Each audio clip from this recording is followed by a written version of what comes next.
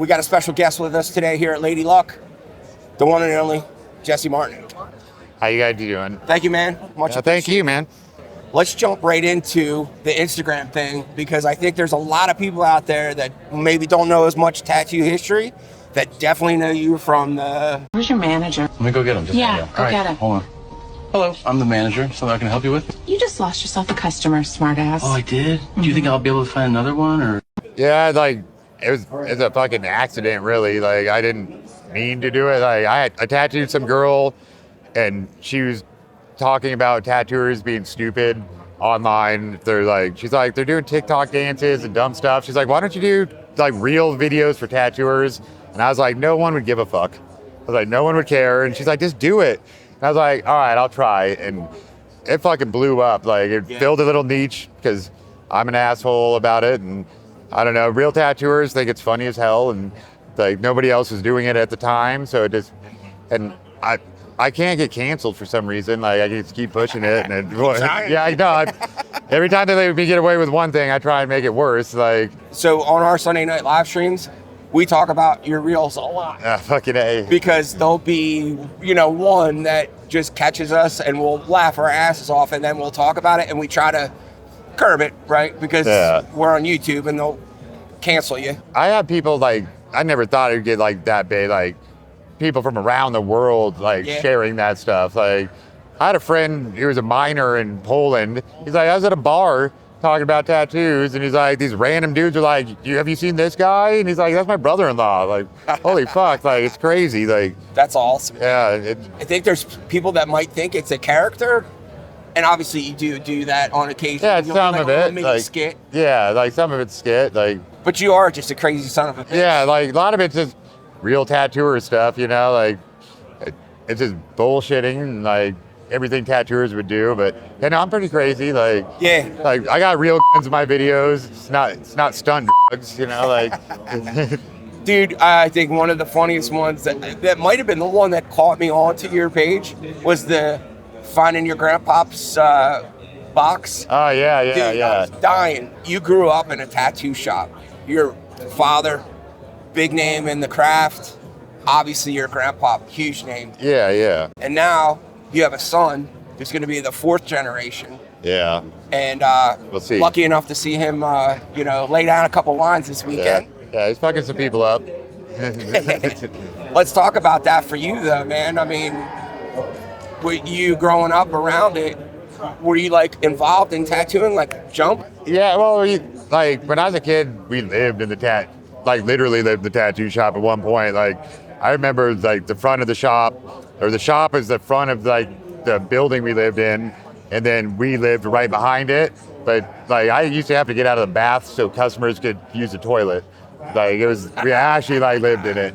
So, but yeah, that's all I ever knew. Like, I thought it was normal. Like, right. I didn't realize that tattooing was a different thing. Like, I thought everyone grew up like that. Right. Until I got older, and then I was like, oh shit, all right, we're different. So, you and I talked about this yesterday, but just so, people that might not know, you were saying like you were around 8 or 9 when your grandpa died? Yeah, I was 8 or 9. Fucking, he died in the shop tattooing a Grim Reaper.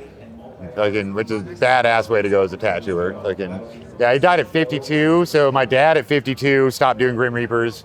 So at 52, I'll stop doing Grim Reapers. Right. Like, got to make sure you don't. Yeah, but yeah, he fucking stroked out right in the middle of that shit. So we'll talk about your dad too, but let's start with your grandpa, man. And I'm going to bring up something right off the bat that I know pisses you off, and I'm only bringing it up because I want to set it fucking straight right now. All right. And get it out.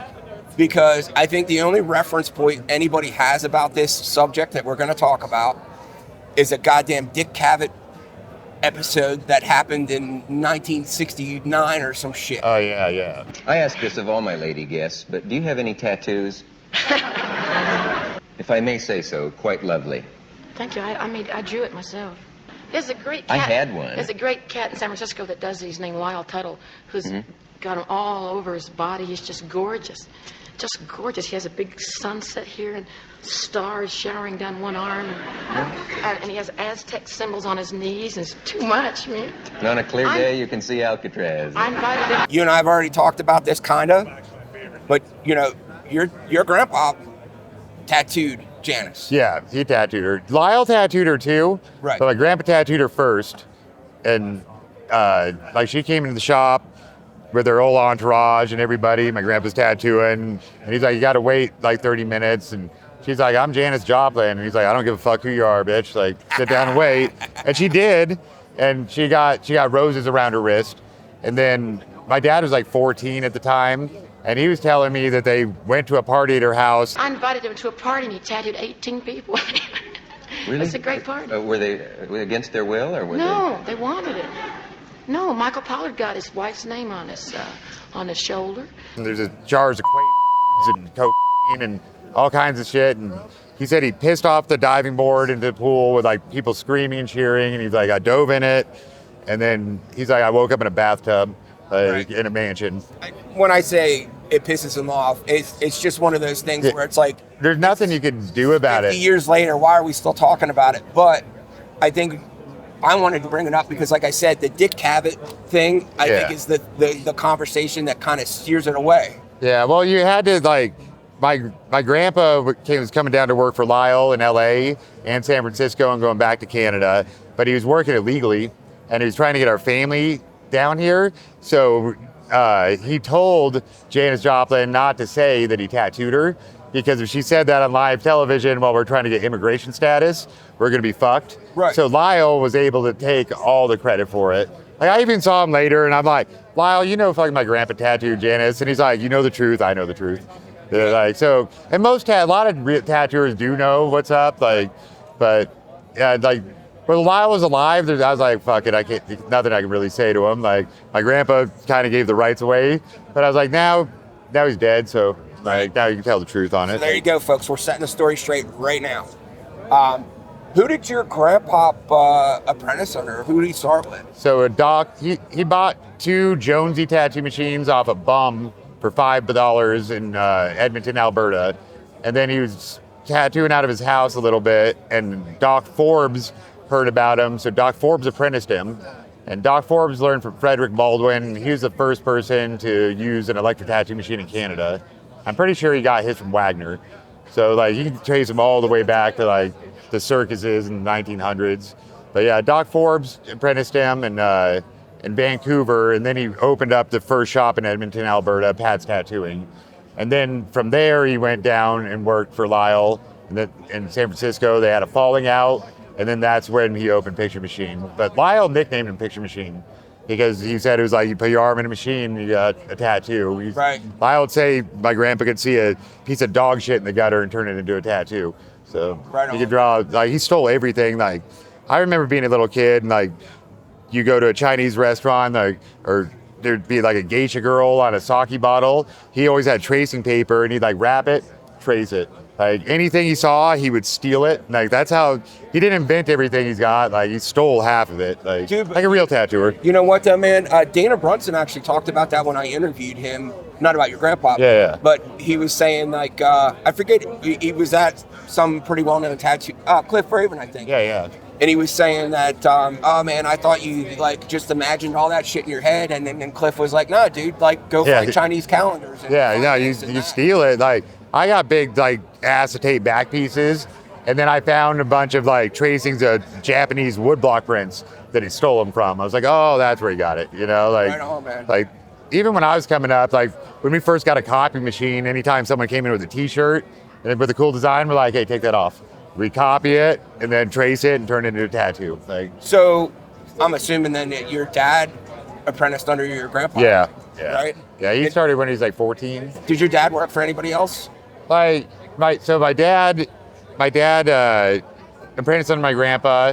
Then my dad came to Reno to work for a guy, Mike LaCure, who used to work for Lyle Tuttle. And Mike LaCure opened Mike's Tattooing in Reno in 1976. And then my dad came out to sit in with him. And then Mike LaCure did something that wasn't so good and needed a lawyer. And he offered my dad the shop for 10 grand. And it's funny because my mom was a cocktail wait. My dad picked her up in a bar he wasn't even old enough to be in. But she she sold things back then, and she happened to have $10,000 sitting around, so she bought the shop for my dad, and then the rest is history there. At what point did they start the whole picture machine flash thing? So that was in the 70s, because Huck Spalding and my grandpa were friends. So Huck Spalding started selling, it was like 75, 76. And then I have the contract for it, and it's something insane. It was like he bought for designs, it was like 100 and something thousand designs for Flash. And, but he bought that, started making the production Flash. And like everybody I know, like the old schoolers all have some, because if you bought the little Huck Spalding kits, you got a piece of picture machine Right. Flash. But Huck Spalding did that for a lot of people too. There's way more than just my grandpa with that stuff. As an outsider, picture machine was huge. Just Yeah. like Cherry Creek. And, you know. Yeah. No, like everybody loved it because you could easily change it. It's tattooable as fuck. And, like it still sells. I have it on the walls, and people still pick that shit. Like there's something magic about it for sure. So then you learned from your dad. Yeah. So we went to Europe, and my dad was tattooing like hanky pankies and working for Mao in Spain and Ibiza. And I was like 15, and that's where I started like actually apprenticeship. Before that, like I'd go to the shop, they make me mop and clean and do stupid shit. But their filthy Bill, who owns Folsom City Inc., he's like, "You look bored, kid. Come over here." And he took me in the back room, which is a cave, and taught me to make needles for the first time. So I just sat there making needles and no ventilation in a fucking damp cave. Solder. Yeah, oh yeah. But yeah, so that's where it started, and then I started fucking up all my friends, and like back then, or finding like junky punk rock kids, like, "Hey, you want a free tattoo?" Or Right. bums. I'm like, "Hey, I give you this bottle, let me fuck you up." Like just doing that until, not that I'm much better now, but like. Nah, dude, you do good stuff, man. I didn't know that, a lot talking to you throughout the weekend or whatever, that you were kind of really starting in Ibiza. Yeah, Ibiza. well, like, right. I was just there, Yeah. but if that's where we were working. My dad was working for Mal and Kathy, so that's where I first made needles, which kind of feels like the first real. Cause I mopped the floor, like I always went to the shop on the weekends and did all the bitch work, but that was the first like real tattooing thing I got to do. Right. There wasn't just cleaning. Came back to the States, started working for your dad at Body Graphics. Yeah, I stayed at Body Graphics for I think I was like 20, and then I went back to Europe and hopped around to different shops in Europe for a while. And I worked at a picture machine, like I go to San Francisco and work, and then go back to Reno, and then my dad was moving to Mexico, so I had to take over the shop, which was right before the economy crashed in 2008, which fucking sucked, because I didn't know shit about running a shop for real, and I didn't want to. I liked to partying, and Right. I was still a dumb So kid. now you're held responsible. Oh yeah, while the economy crashes. Yeah, no, it's hard. So It's you're fucking like wild. treading water, man. Yeah, and I can't let it die, so I gotta do whatever the fuck I have to do to make it go. What year did they sell a picture machine in San Fran? It was in the later 2000s, because we had the same building forever, and it was rent controlled, which is insane. It was like $800 a month. Oh my God. Yeah, forever. And then they sold the building, so we moved it down the street. Rent's way, way higher. But it's hard going back and forth and everything. So my dad sold it to Lyle Jr., who had it for a while, and then Lyle sold it to Jason Story, who owns it now. And I don't know what year he sold it to Jason Story, and I don't remember. Okay. But yeah, Jason Story still runs it. Yeah, I was just curious because I knew it was after your grandpa passed. Yeah, it's way after. Way after. Yeah, because my dad ran it forever. Like when my grandpa died, my dad had to run it, and so it's like we'd go back and forth. Like he'd just drive out there, but there's like a murderer's row of badass tattooers working there back in the day, and so they pretty much ran the shop by itself. Like they didn't need a boss. Right. Like we had like Terry Tweed, Lucky Bastard, like God, there's so many other people too. Like depending on which years you're looking at. Right. But over the years, there's so many good tattooers that work there. But real tattooers, no, you can trust them usually, and they know how to and they know how to run a shop. Like they don't need a boss usually. Right. Like, What Like when you were a kid, do you remember like any big names rolling through while you were there? Like, Yeah, oh, yeah. Like I remember being like Philip Liu when I was a kid, and like Bill and Junie, and like all the big names in San Francisco too. Like I've known them all since I was young. And like, but to me, like it wasn't big names to me. Like it wasn't. I just thought that was just like they're our friends. Yeah. Like, so I didn't think about it like, oh shit, that's a tattoo god at the time. Right, you know, it's just we're hanging out at their house. I never thought of it like that until I got way older. And then I'm like, oh, fuck, dude, like, it's crazy that we're hanging out with them all the time. Because people kill for that, you know? Yeah. And my dumbass I'm like, whatever, I don't give a fuck, you know? Like, it didn't seem like anything special to me. It was just normal, you know? With that being said, though, what is your, like, pride and joy moments of tattooing? Fuck, like, finishing my apprenticeship was nice. Like, not getting treated like hell anymore was cool. Right. Like, I don't know, having my kids start to tattoo is fucking pretty awesome. That's like, gotta be awesome. Yeah, like, that shit's fucking cool. I mean, like, I shot some video of him doing the one Friday night. I saw him tattoo a couple times this weekend, man. You got to be proud. yeah, well, he fucking sucks, but at least he's trying it, you know, like, so. He doesn't know he sucks yet. Yeah, I know, he's got a big ego already. Nah, man, that's amazing, dude. Fourth generation. That's fucking crazy to think of, like. Yeah, man. I think that you being around it for all this crazy shit that happened is just legendary, though. Yeah, you know, like, I don't know, I live for it, though, like, I don't know anything else, you know, like, Right. I'm fucked if I can't tattoo, like, I don't know how to be anything Yeah, else. like you were saying the other day about, manual labor or whatever. Yeah. Like, there's no way. Yeah, like, You did it for a while, though. I just live in tattooing, you know, like, I grew up in it, like, and I don't know, I love tattooers, I love tattoo shops, like, Yeah. I go somewhere, my wife's always like, what the fuck? I'm like, let's go to the tattoo shop, I'm like, fuck the beach, you know? Dude, I know plenty of guys that I've interviewed already that do the same exact thing, man. Yeah, it's like, just in your That's soul. my happy place, you know, like, that's where I'm fucking happy to be, so. Let's go back to the Instagram thing real quick. Yeah.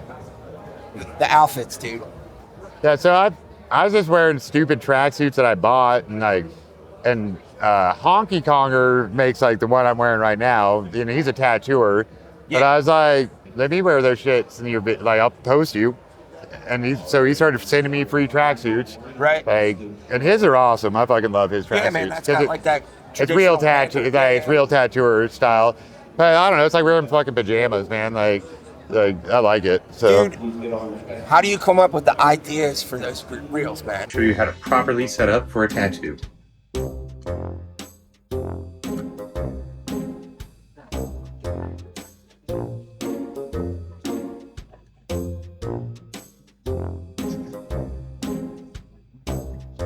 Ooh. Hope she doesn't get pregnant.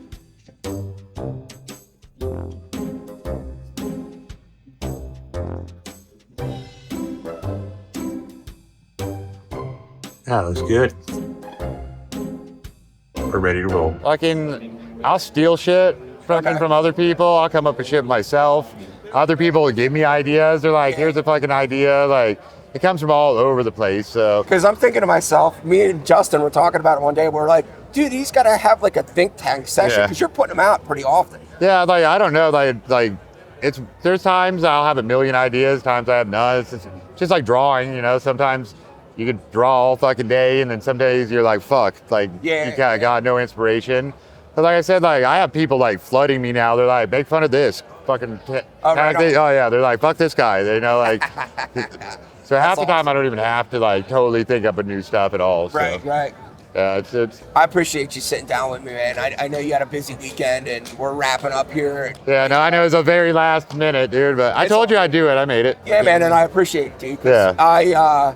You and I talked almost like 6 months ago or whatever. Yeah. Your schedule didn't match my schedule. And you know what? To be fair, that's life, though. this is better. Yeah, that's way better. Because we're in person. Yeah, no, it's it way would have been cooler. like you staring at a camera, me staring at a camera, Yeah. and it would have just kind of been like, Yeah, no, this is way better. It's fucking cooler. man, and I thanks, dude. Oh, thank you, dude. I appreciate it, dude. Fucking hey. It's a real pleasure hanging with you this weekend. Yeah, fuck yeah, You dude. got to see the real Jesse. Yeah, it's not all an act, right? No, man. I mean, obviously some of the shit you do is, but no, it was awesome, man. I appreciate it. Yeah, dude. Thank Thanks, you, bro. man. Yeah, thank you.